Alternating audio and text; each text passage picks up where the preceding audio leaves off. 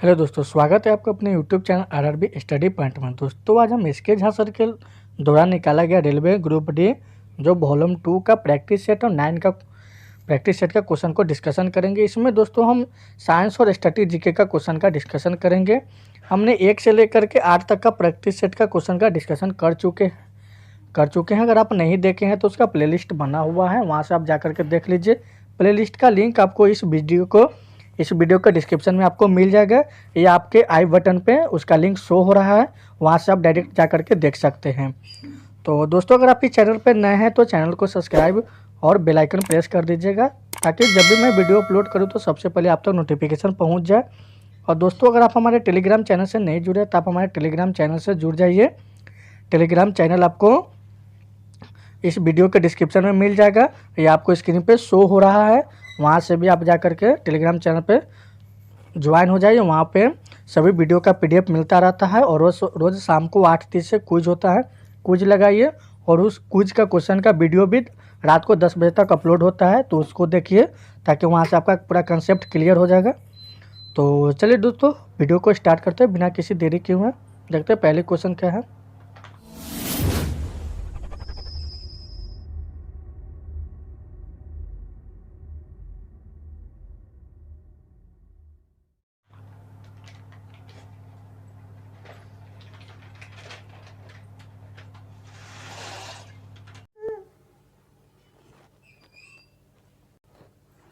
तो पहले प्रश्न है कि जैन धर्म के प्रथम तीर्थंकर ऋषभवेद की चर्चा है। जैन धर्म के प्रथम तीर्थंकर ऋषभवेद की चर्चा है। तो किससे ऋषभवेद की चर्चा है? तो कोशी सूक्त से ऋषभवेद की चर्चा किससे है? केसी सूक्त से ऋषभवेद की चर्चा है। और महावीर जो जैन धर्म है, महावीर जैन धर्म के कितने तीर्थंकर हैं? तो 24वें तीर्थंकर। कितने तीर्थंकर है जैन धर्म के? तो 24वें तीर्थंकर है। और जैन धर्म के 23वें तीर्थंकर कौन थे? तो 23वें तीर्थंकर जो थे वो थे कौन थे दोस्तों? तो पार्श्वनाथ थे। कौन थे? पार्श्वनाथ 23वें तीर्थंकर थे। कौन थे? 23वें तीर्थंकर जो थे वो पार्श्वनाथ थे। और ऋषभवेद को किस नाम से जाना जाता है? तो ऋषभवेद को आदित्यनाथ के नाम से जाना जाता है। ऋषभवेद को आदित्यनाथ के नाम से जाना जाता है। अगली प्रश्न है दूसरा नंबर कि किस गवर्नर जनरल ने भारत में अस्थायी भू राजस्व व्यवस्था स्थापित की थी? किस गवर्नर जनरल ने भारत में अस्थायी भू राजस्व व्यवस्था स्थापित की है? तो किसने किया है? तो लॉर्ड कॉर्नवालिस किया है। कौन किया था? लॉर्ड कॉर्नवालिस ने किए थे। और उसके बाद क्या है? ब्रेन हेस्टिंग जो है 1717 ईस्वी में 1772 ईस्वी में बंगाल का गवर्नर बनाया गया था। कब बनाया गया था? तो 1772 ईस्वी में बंगाल के गवर्नर बने थे। उसके बाद क्या है? तो चलिए फ्रेंड, डॉक्टर कोई नहीं है। अगली फ्रेंड क्वेश्चन देखते हैं। अगली प्रश्न है कि शिशुनाग ने अपनी राजधानी कहाँ बनाई थी? शिशुनाग ने अपनी राजधानी कहाँ बनाई थी? तो बनाई थी वैशाली में बनाई थी। कहाँ पे बनाए थे?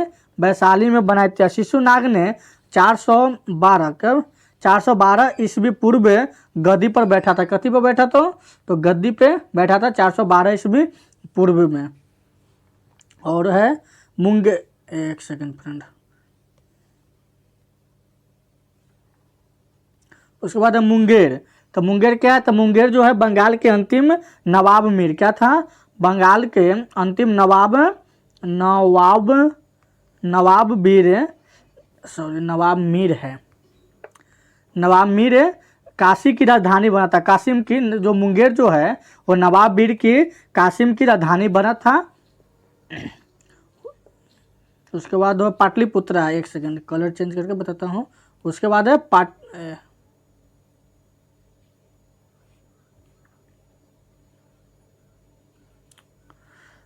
पाटलिपुत्रा। पाटलिपुत्रा क्या है? तो पाटलिपुत्रा मौर्य समाज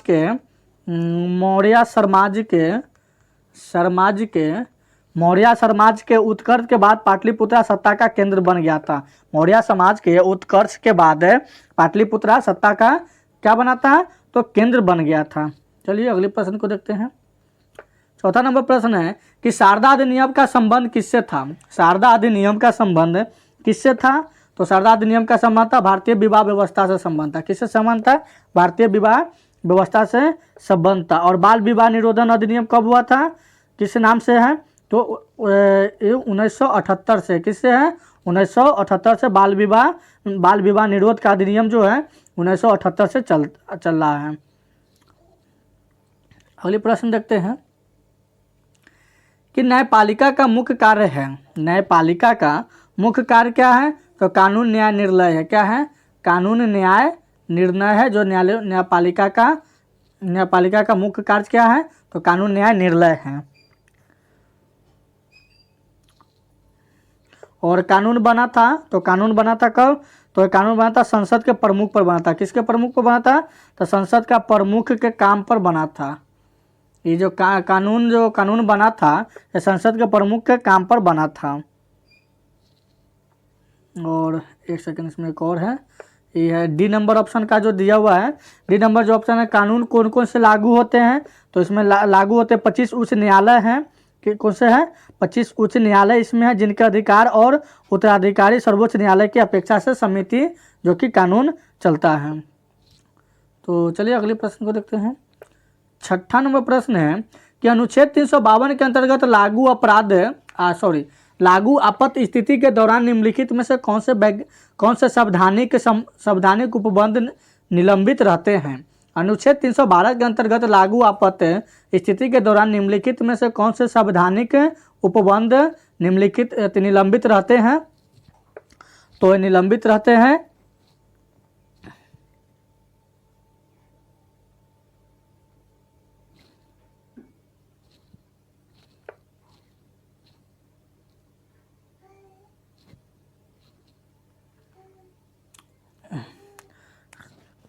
तो चलिए फ्रेंड, 6ठा नंबर है, इसका आंसर हो जाएगा मूल अधिकार हो जाएगा। क्या होगा इसका अधिकार?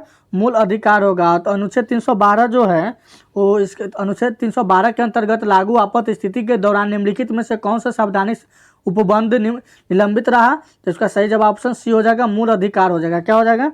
मूल अधिकार हो जाएगा। और भारतीय संविधान के अनुच्छेद 36 से 51 तक राज्य के नीति निर्देशक तत्व शामिल किए गए थे। कितने अनुच्छेद के अंतर्गत? तो 36 और 51 तक में निर्देशक तत्व शामिल किए गए थे।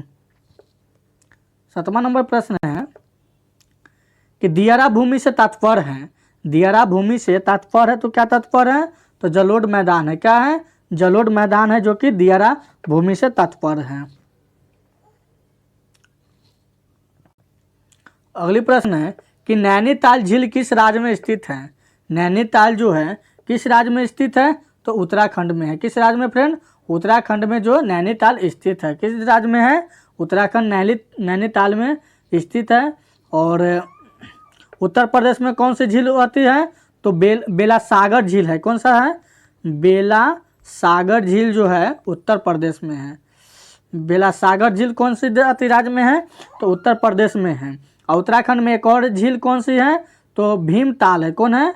भीमताल झील जो है, भीमताल झील जो है उत्तराखंड में है। नैनीताल भी उत्तराखंड में है। और हिमाचल प्रदेश है। क्या है? एक सेकंड, इस सबको हटाने दीजिए। उसके बाद हिमाचल प्रदेश है। हिमाचल प्रदेश में कौन सी झील है? तो भिग्गू झील है। कौन है? भिग्गू झील है जो कि हिमाचल प्रदेश में पड़ता है। और असम है। क्या है? असम में तो कोई नहीं है। उत्तर प्रदेश क्या हो गया? हिमाचल प्रदेश में हो गया, उत्तर प्रदेश सभी तो हो गया। और चलिए अगले क्वेश्चन को देखते हैं। 9वां नंबर है कि अफ्रीकी महाद्वीप में सबसे ऊंचा पर्वत कौन सा है? अफ्रीकी महाद्वीप में सबसे ऊंचा पर्वत कौन सा है? तो यह है माउंट किलिमंजारो। क्या है? माउंट किलिमंजारो है जो कि अफ्रीकी महाद्वीप के सबसे ऊंचा पर्वत है। और इसका ऊंचाई कितना है? तो 5642 मीटर है। कितना है? 5642 मीटर है। अगली प्रश्न है कि प्राकृतिक कारणों के चट्टानों के टूटना बिखरना डैश कहलाता है। प्राकृतिक कारणों से चट्टानों को टूटना और बिखरना डैश कहलाता है। तो क्या कहलाता है? तो अनावृत होना कहलाता है। क्या कहलाता है? अनावृत होना कहलाता है। अगली प्रश्न है कि निम्नलिखित में से कौन सी संयुक्त राष्ट्र की विशिष्ट एजेंसी नहीं है? निम्नलिखित में से कौन सी संयुक्त राष्ट्र की विशिष्ट एजेंसी नहीं है? तो ये नहीं है। अंतर्राष्ट्रीय दूरसंचार संघ क्या है? अंतर्राष्ट्रीय दूरसंचार संघ जो है वो विशिष्ट एजेंसी नहीं है। 12 नंबर क्वेश्चन है कि वित्तीय आपातकाल प्रथम बार कितने दिनों तक लगाया जाता है? वित्तीय आपातकाल प्रथम बार कितने दिनों तक लगाया जाता है? तो लगाया जाता है 2 माह के लिए लगाया जाता है। कितना दिन के लिए लगाया जाता है? तो 2 माह के लिए लगाया जाता है। और कितने अनुच्छेद के अंतर्गत आते हैं? तो 360 के अनुच्छेद के अंतर्गत आते हैं, जो कि राष्ट्रपति को वित्तीय आपातकाल लागू करने का अधिकार है। ये जो अधिकार है कौन लगा सकते हैं वित्तीय आपातकाल? तो राष्ट्रपति ही लगा सकते हैं।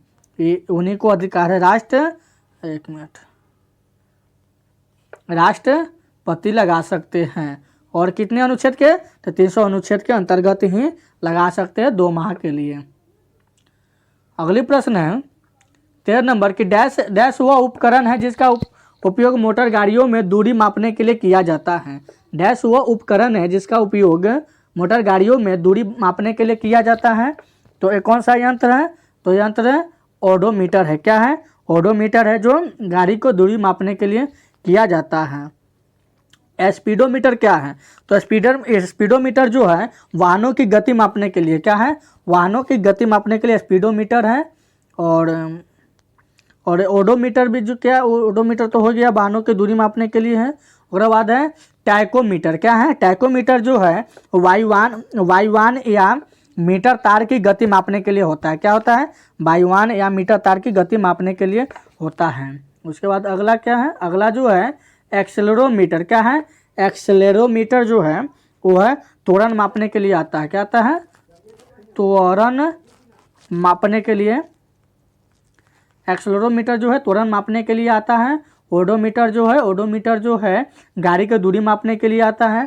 और स्पीडोमीटर जो है वाहनों की गति मापने के लिए आता है। और टोकोमीटर जो है वायुयान या मीटर तार की गति मापने के लिए आता है। चलिए अगली प्रश्न है 14 नंबर कि औसत शक्ति निम्न में से किसके बराबर होती है? औसत शक्ति जो है निम्न में से किसके बराबर होती है? तो ये होती है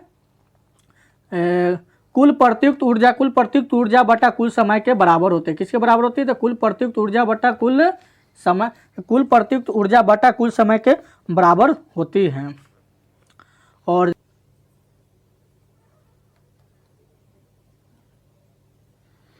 अगली प्रश्न है कि गति ऊर्जा किसके बराबर है? गति ऊर्जा जो है वो किसको बराबर है? तो गति ऊर्जा जो 1/mv के स्क्वायर के बराबर है। किसके बराबर है? तो 1/mv के स्क्वायर के बराबर है। गति ऊर्जा का इकाई क्या है? तो जूल होता है। क्या होता है गति ऊर्जा का इकाई? तो जूल होता है। गति ऊर्जा का इकाई क्या होता है दोस्तों? तो जूल होता है। गति ऊर्जा किसके बराबर होता है? तो 1/2 mv के स्क्वायर के बराबर होता है। अगली प्रश्न है कि किसी वस्तु का जड़त्व मापने की इकाई निम्न में से क्या है? किसी वस्तु का जड़त्व मापने की इकाई निम्न में से क्या है?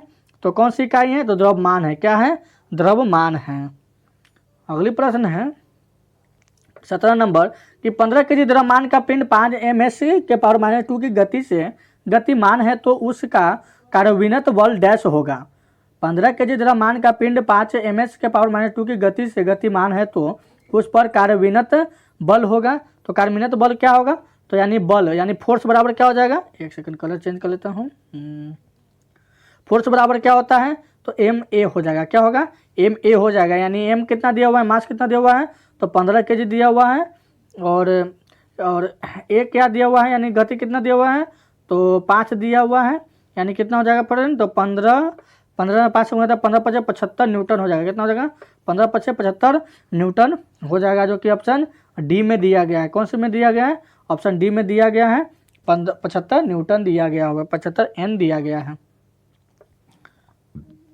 अगली प्रश्न है कि अंतरिक्ष यान के अंदर अंतरिक्ष यात्री डैश वजन महसूस करते हैं।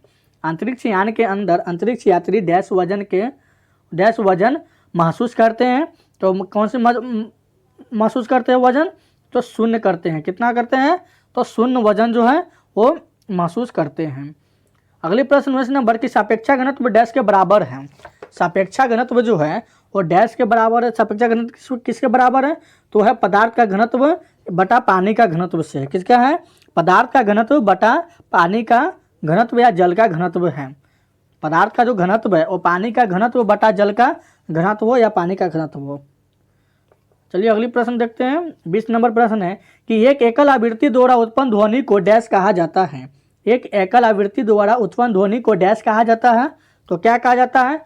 टोन या टोन कहा जाता है। क्या कहा जाता है? टोन कहा जाता है, या स्वर्ण या तान कहा जाता है। क्या कहता है? स्वर्ण या तान या टोन कहा जाता है, जो कि ऑप्शन बी में दिया गया है। अगली प्रश्न है कि ध्वनि की दृढ़ता जो दोहरे प्रतिबिंब का परिणाम होती है उसे क्या कहा जाता है? ध्वनि की दृढ़ता जो दोहरे प्रतिबिंब का परिणाम होती है उसे क्या कहा जाता है? तो कहा जाता है प्रतिध्वनि कहा जाता है। क्या कहा जाता है? प्रतिध्वनि कहा जाता है। 22 नंबर क्वेश्चन है कि एक अवतल दर्पण से वक्रता केंद्र पर एक वस्तु रखी गई, एक अवतल दर्पण के वक्रता केंद्र पर एक वस्तु रखी गई, इसका प्रतिबिंब कहाँ बनेगा? एक अवतल दर्पण के वक्रता केंद्र पर एक वस्तु रखी गई है, इसका प्रतिबिंब कहाँ बनेगा? तो इसका प्रतिबिंब बनेगा वक्रता केंद्र पर बनेगा। कहाँ पे बनेगा? वक्रता केंद्र पर इसका प्रतिबिंब बनेगा। अगली प्रश्न है 23 नंबर कि 10 ओम प्रतिरोधक जब 140 वोल्ट का विभवांतर अनुप्रयुक्त होता है तो इससे होकर प्रवाहित होने वाली धारा की गणना कीजिए। 10 ओम प्रतिरोधक पहले जब 140 वोल्ट का विभवांतर अनुप्रयुक्त होता है तो इससे होकर प्रवाहित होने वाली धारा की गणना करें। तो इसका सूत्र जो होता है तो V बराबर क्या होता है? तो V बराबर IR होता है। एक सेकंड कलर चेंज करता हूँ। V बराबर क्या होता है? IR होता है, यानी I जो हो गया क्या हो गया? धारा हो गया, यानी I जो हो गया आपका वो धारा होता है। क्या होता है? I धारा होता है। और R जो क्या हो गया? प्रतिरोध हो गया। प्रतिरोध बराबर क्या होता है? प्रतिरोध बराबर क्या हो गया? प्रतिरोध किसको कहते हैं? तो R को प्रतिरोध कहते हैं। क्या कहते हैं? R को कहते हैं। और V बराबर क्या हो गया? तो विभवांतर हो गया। V बराबर क्या होता है? विभवांतर हो गया। तो इसका फॉर्मूला होता है कि V बराबर IR होता है, यानी विभवांतर प्रतिरोधक कितना दिया हुआ है, सॉरी विभवांतर कितना है? तो दिया हुआ है विभवांतर 140 दिया हुआ है। कितना दिया हुआ है? 140 बराबर I उसमें नहीं दिया हुआ, यानी धारा नहीं दिया हुआ है। और गुना में प्रतिरोधक कितना दिया हुआ है? तो प्रतिरोध R कितना है? तो 10 है। कितना है? 10 है। और इधर I बराबर क्या हो जाएगा? तो I बराबर हो जाएगा 140 बटा 10 हो जाएगा, यानी कटेगा तो कितना मरतबे कटेगा? 10 मरतबे कट के, सॉरी 14 मरतबे कट के आएगा, यानी 14 एम्पियर हो जाएगा। कितना होगा? 14 एम्पियर हो जाएगा, जो कि ऑप्शन ए में दिया गया है। कौन में दिया गया? तो ऑप्शन ए में दिया गया है। यहाँ पर पीला रंग से करे तो ऑप्शन ए में दिया गया है, 14 एम्पियर दिया गया है। तो चलिए अगली प्रश्न देखते हैं। 24 नंबर प्रश्न है कि CO2 के 10 मोल का द्रव्यमान कितना होता है? CO2 के 10 मोल के द्रव्यमान कितना होता है? तो इसका द्रव्यमान कितना होगा? तो 440 हो जाएगा। कितना होगा फ्रेंड? 440 होगा। कैसे होगा? तो C हो जाएगा, इस C प्लस O2 हो जाएगा। क्या होगा? C प्लस O2 जब होगा तो C का कितना होगा? 12 प्लस कितना हो जाएगा? ये O2 का कितना हो जाएगा? 2 गुना 16 हो जाएगा। कितना होगा? 2 गुना 16। तो ये कितना हो जाएगा? एक सेकंड हाँ, तो ये कितना हो जाएगा? तब ये हो जाएगा 12 प्लस 16 दूना 32 हो जाएगा। तो कितना हो जाएगा? 2 2 4 हो जाएगा, 3 1 4 हो जाएगा, यानी 44 हो जाएगा। कितना हो जाएगा? 44 हो जाएगा। तब इसमें कह रहा है कि 10 मोल के कितना कह रहा है? 10 मोल कह रहा है। तो 10 मोल कितना कह रहा है? तो CO2 के 10 मोल, तो CO2 का कितना निकल के आया? तो 44 निकल के आया। तो 44 गुना 10 यानी 440 हो जाएगा। कितना होगा? 440 आ जाएगा CO2 का 10 मोल, जो ऑप्शन बी में दिया गया है। चलिए अगले प्रश्न को देखते हैं। 25 नंबर की एल्युमिनियम परमाणु इलेक्ट्रॉनों का सही वितरण कौन सा है? एल्युमिनियम परमाणु में इलेक्ट्रॉनों की सही वितरण कौन सा है? तो उसका सही वितरण कौन सा है फ्रेंड? तो इसका सही वितरण हो जाएगा बी नंबर हो जाएगा, 283 हो जाएगा। कितना होगा? 283 इसका सही वितरण हो जाएगा। और 26 नंबर क्वेश्चन की डैश ऑक्साइड अम्लों के साथ साथ क्षारों के साथ साथ भी अभिक्रिया करते हैं। डैश ऑक्साइड अम्लों के साथ साथ क्षारों के साथ भी अभिक्रिया करते हैं। तो कौन करते हैं? तो उभयधर्मी करते हैं। कौन करते हैं?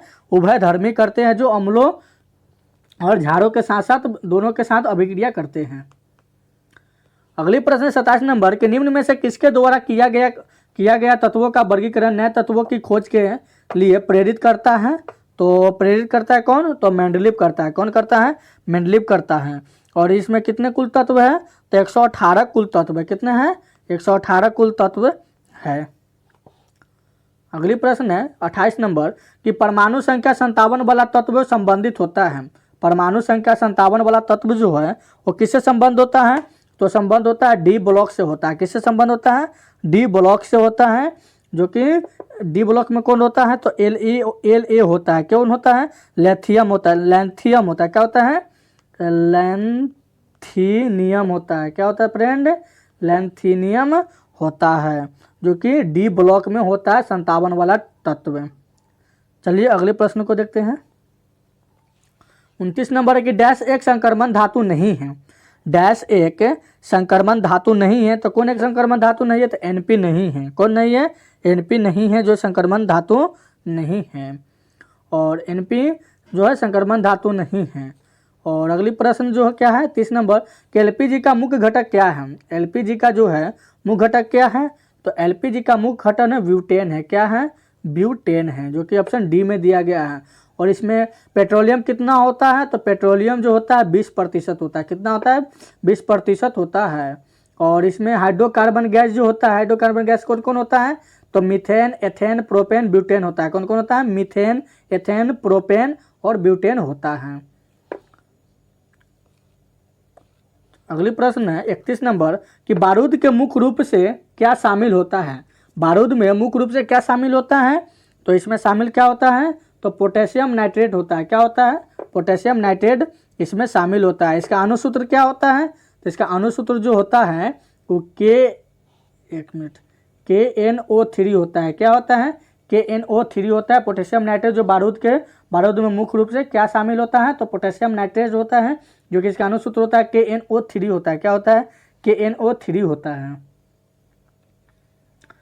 32 नंबर प्रश्न है कि 150 ग्राम पानी में 50 ग्राम चीनी घोलकर बनाए गए बिलियन में मास प्रतिशत के जरिए मास का सांद्रता डैश होगा।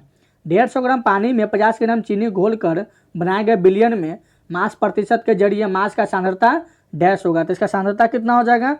तो इसका सांद्रता हो जाएगा फ्रेंड 50/150 प्लस में फिर 50 है और गुना में 100%। कितना हो जाएगा? गुना में 100%। इसको काटेंगे तो क्या हो जाएगा? थोड़ा छोटा करते हैं। तो इसको छोटा करते तो कितना हो जाएगा? 50 और नीचे कितना हो जाएगा? 200 और ये गुना में 100 हो जाएगा। तो ये 00 से 00 ख़त्म हो गया। 00 से 00 ख़त्म। उसके बाद ये 25 मरतबे कटेगा, यानी 25% आएगा। कितना आएगा? 25% आएगा। तो 25% किस ऑप्शन में दिया गया है? तो 25% जो है ऑप्शन सी में दिया गया है। किस पर में दिया गया है? तो सी में दिया गया है। कहाँ पे दिया गया फ्रेंड? 25% ऑप्शन सी में दिया गया है। अगले प्रश्न को देखते हैं कि डीपीटी वैक्सीन में पी किससे संधापित करता है? डीपीटी वैक्सीन में पी किससे संबंधित है? यानी पी का मतलब क्या होता है? तो पी का मतलब जो होता है वो होता है पर्टुसिस होता है। क्या होता है? पर्टुसिस होता है। चलिए अगले प्रश्न को देखते हैं। अगले प्रश्न 34 नंबर कि पोलियोमाइलाइटिस डैश की वजह से होता है। पोलियोमाइलाइटिस जो है वो किसके वजह से होता है? तो ये होता है विषाणु के वजह से होता है। किसके वजह से होता है? विषाणु के वजह से होता है। और अब तो कुछ नहीं है। चलिए अगले क्वेश्चन को देखते हैं। 35 नंबर प्रश्न है कि डैश पौधे में कोशिका वृद्धि और कोशिका विभेदीकरण क्या है? कोशिका विभेदीकरण को बढ़ावा देता है। डैश पौधे में कोशिका वृद्धि और कोशिका वृद्धि और कोशिका विभेदीकरण को बढ़ावा देता है। तो कौन बढ़ावा देता है? तो साइटोकाइनेटिक्स देता है। कौन देता है? साइटोकाइनेटिक्स देता है, जो कि ऑप्शन ए में दिया गया है। चलिए 36 नंबर प्रश्न है। 36 नंबर प्रश्न के निम्नलिखित का मिलान कीजिए। जो कि एक तरफ दिया हुआ है त्वचा, एक तरफ जो दिया है वो दिया है वार्षिक यानी उत्तक दिया हुआ है। पहला में क्वेश्चन में वार्षिक उत्तक और दूसरे में उपास्थिति, यानी सबको मिलान करना है। कौन सा किसका सही जवाब हो जाए? तो ऑप्शन मतलब कि एक में दिया गया है त्वचा। त्वचा किससे संबंधित है? तो त्वचा जो है वो एस्टेफाइराइट एस्टिट क्या है, एस्टेटिफाइड एपिथिलिस है। क्या है? एस्टेफाइटाइट एथिपिलिस है, जो कि ऑप्शन बी में दिया गया है। ऑप्शन बी में दिया गया है। तो एक का तो बी हो जाएगा, तो थोड़ा सा और छोटा करते हैं, थोड़ा और चलिए अब ठीक है। एक में जो ऑप्शन दिया हुआ है एक का ऑप्शन क्या हो जाएगा? बी हो जाएगा, यानी एस्ट्रेटिफाइड। क्या है? एस्ट्रेटिफाइड एपिथेलियम है। क्या है? एस्ट्रेटिफाइड एपिथेलियम है त्वचा का। और दूसरा में क्या दिया गया है? तो एक का जब बी है तो इसको ऑप्शन से मिलान करेंगे पहले। एक का बी कौन कौन होगा? तो एक का बी तो ए नहीं है, एक का ए है तो ये तो होगा नहीं। दूसरा में एक का डी, ए भी नहीं होगा। तीसरा में बच गया 3 और 4, 3 और 4 से ही मिलाएंगे। और बाद दूसरा नंबर में दिया कि उपस्थिति। क्या है? उपस्थिति का क्या होगा? तो उपस्थिति का जो होता है वो जड़ों की सतह होता है। क्या होता है? जड़ों की सतह होता है। तो 2 का डी होगा। तो 2 का डी कौन में है? तो 2 का डी ऑप्शन 1 और 2, इससे भी पता नहीं चला। उसके बाद तीसरा नंबर देखेंगे कि कंकालीय मांसपेशिया। कंकाली मांसपेशिया किसका है तीसरा का? तो ये हो जाएगा सी हो जाएगा। क्या होगा? एस्ट्रेटेड मांसपेशिया होगा। क्या होगा? एस्ट्रेटेड मांसपेशिया हो जाएगा, जो कि 3 का सी होगा। तो 3 का सी होगा तो इसमें तो 3 का ए दिया हुआ है तो होगा ऑप्शन होगा ना, तो ऑलरेडी ऑप्शन सी होगा। क्या होगा? ऑप्शन ऑलरेडी सी होगा। 1 का 3 होगा तो एक बच गया। तो क्या है? सबक्यूनियम परत है, तो सबक्यूनियम परत किसका हो जाएगा? तो वसीय उत्तक का हो जाएगा। किसका होगा? वसीय उत्तक का हो जाएगा। तो ऑप्शन सी इसका सही जवाब हो जाएगा। चलिए अगले प्रश्न को देखते हैं। अगली प्रश्न 37 नंबर की, इनमें कौन सा जानवर आमतौर पर ठंडे क्षेत्रों में पाया जाता है? इनमें से कौन सा जानवर आमतौर पर ठंडे क्षेत्र में पाया जाता है? ठंडे क्षेत्र में कौन सा जानवर पाया जाता है? तो पाया जाता है फ्रेंड ध्रुवीय भालू पाया जाता है। कौन पाया जाता है? ध्रुवीय भालू जो है वो पाया जाता है। और इसका वैज्ञानिक नाम क्या है? तो इसका वैज्ञानिक नाम है जो उसीसी। क्या है? उसीसी मारीटिमस है। मारीटिमस है। ध्रुवीय भालू का वैज्ञानिक नाम क्या है? तो असूसी मारीटिमस। क्या है? असूसी मारीटिमस जो है वो ध्रुवीय भालू का वैज्ञानिक नाम है, और ये आमतौर पर ठंडे क्षेत्र में ही पाया जाता है। अगली प्रश्न है कि राष्ट्रीय युवा दिवस कब मनाया जाता है? राष्ट्रीय युवा दिवस जो है वो कब मनाया जाता है? तो 12 जनवरी को राष्ट्रीय युवा दिवस मनाया जाता है। अगली प्रश्न है कि तेलंगाना उच्च न्यायालय की पहली महिला मुख्य न्यायाधीश कौन बनेगी? तेलंगाना उच्च न्यायालय की पहली महिला मुख्य न्यायाधीश कौन बनेगी? तो ये बनेगी हेमा कोहली बनेगी। कौन बनेगी? हेमा कोहली, जो कि तेलंगाना उच्च न्यायालय की पहली जो मुख्य न्यायाधीश बनेंगे। और वहाँ का सीएम कौन है? तेलंगाना का सीएम कौन है? तो के चंद्रशेखर राव है। कौन है? के चंद्रशेखर राव है। कौन है फ्रेंड? वहाँ का तेलंगाना का सीएम यानी मुख्यमंत्री कौन है?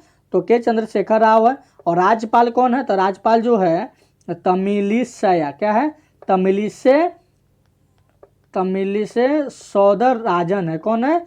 तमिलिसै सौंदरराजन है, जो कि तेलंगाना का राज्यपाल है। और वहाँ का सीएम कौन है? तो के चंद्रशेखर राव है। और वहाँ का उच्च न्यायालय का पहले मुख्य न्यायाधीश कौन बनेंगे? तो हेमा कोहली बनेंगे। 40 नंबर क्वेश्चन है कि पुस्तक India's 71 year test the journey to triumph in Australia के लेखक कौन है? पुस्तक India's 71 year test the journey to triumph in Australia के लेखक कौन है? तो इसका लेखक कौन है? तो आर कौशिका है। कौन है? और आर कौशिक है। कौन है फ्रेंड? आर कौशिक है, जो कि 71वें year test the journey to triumph in Australia का जो लेखक है वो है आर कौशिक है। कौन है? आर कौशिक है। अगली प्रश्न 41 नंबर की, खेलो इंडिया आइस हॉकी टूर्नामेंट का शुभारंभ कहाँ हुआ? खेलो इंडिया आइस हॉकी टूर्नामेंट का शुभारंभ कहाँ हुआ है? तो हुआ था कारगिल में हुआ था। कहाँ पे हुआ था? कारगिल में खेलो इंडिया आइस हॉकी टूर्नामेंट का शुभारंभ हुआ था। अगली प्रश्न है कि आरबीआई ने कितनी राशि से अधिक के एनईएफटी आरटीजीएस लेन देन के लिए लीगल एंटिटी आइडेंटिफायर की शुरुआत की है?